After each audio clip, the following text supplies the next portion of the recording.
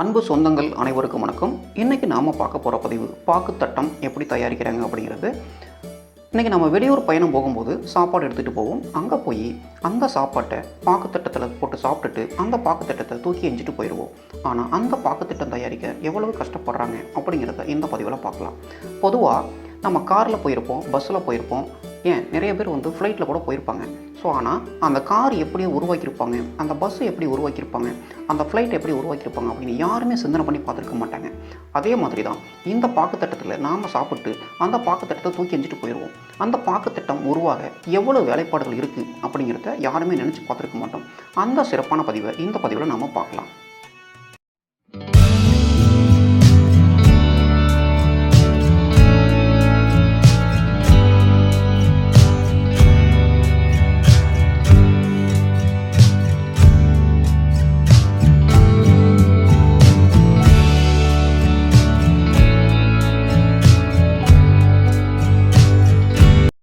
பாக்கு தோப்புகளிலிருந்து வாங்கி வரப்பட்ட பாக்கு மட்டைகளை இந்த குடோனில் அடுக்கி வச்சுருக்காங்க. இந்த பாக்கு மட்டைகள் எப்படி பாக்கு தட்டமாக உருவாகுது அப்படிங்கிறத இப்போது நாம் பார்க்கலாம்.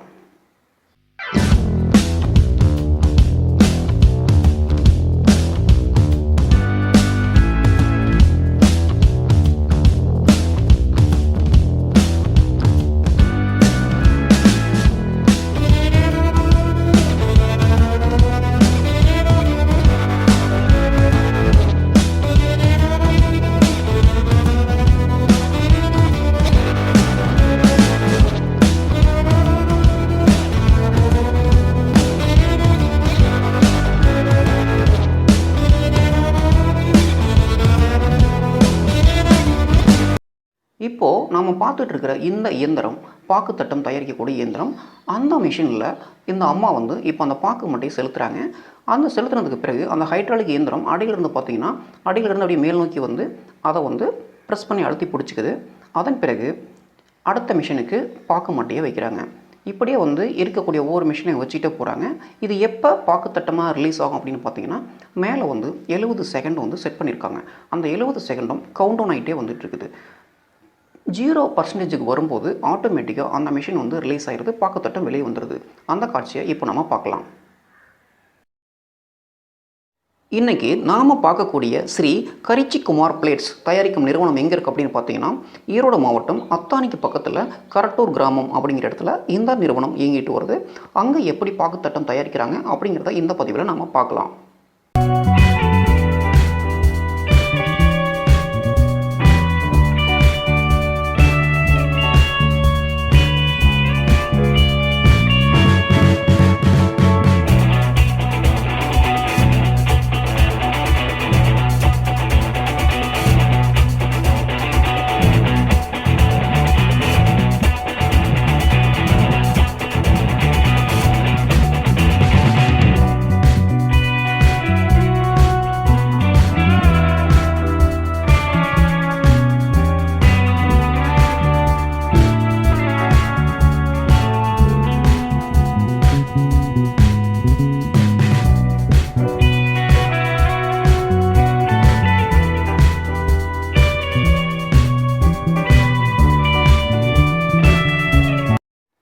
இப்போது பாக்குத்தட்டம் தயாராகிடுச்சு. அது வெளியே வரக்கூடிய அந்த காட்சியை நம்ம பார்த்துட்டு இருக்கோம்.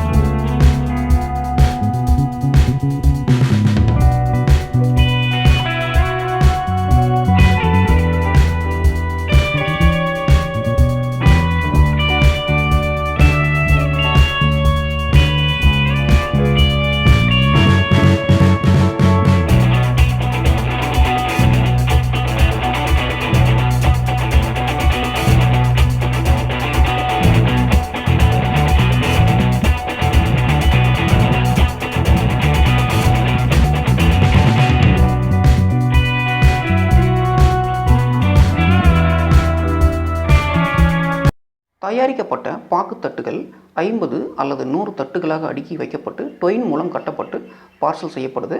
அது மட்டும் இல்லாமல் வாடிக்கையாளர்கள் குறைந்த எண்ணிக்கையில் தட்டு கேட்டாலும் அதற்கான தட்டுகளை அடுக்கி டொயின் மூலம் இயந்திரத்தில் வைத்து பேக் பண்ணுறாங்க. அந்த காட்சிகளை இப்போ நம்ம பார்க்கலாம்.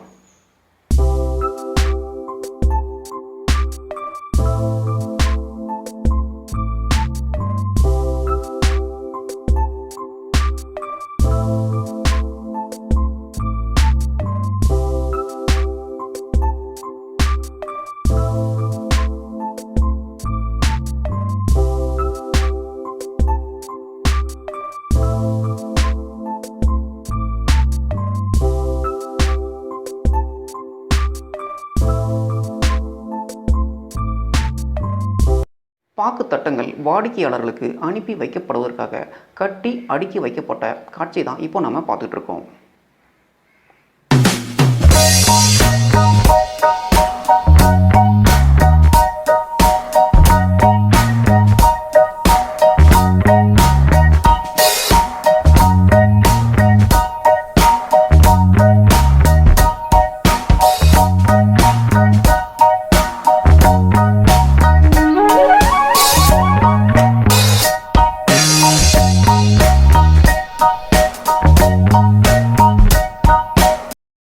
தயாரிக்கப்பட்ட பாக்கு தட்டுகளை ரெகுலர் வாடிக்கையாளராக இருக்கக்கூடிய கடைகளுக்கு அனுப்பி வைக்கிறாங்க. அது மட்டும் இல்லாமல் உள்ளூர் வாடிக்கையாளர்களுக்கும் விற்பனை பண்ணிட்டு இருக்காங்க. இங்கு தயாரிக்கப்படும் பாக்கு தட்டமானது தரமான முறையிலும் மிக குறைவான விலையிலும் விற்பனை பண்ணிட்டு வராங்க அப்படிங்கிறது மிகவும் சிறப்பான ஒன்று.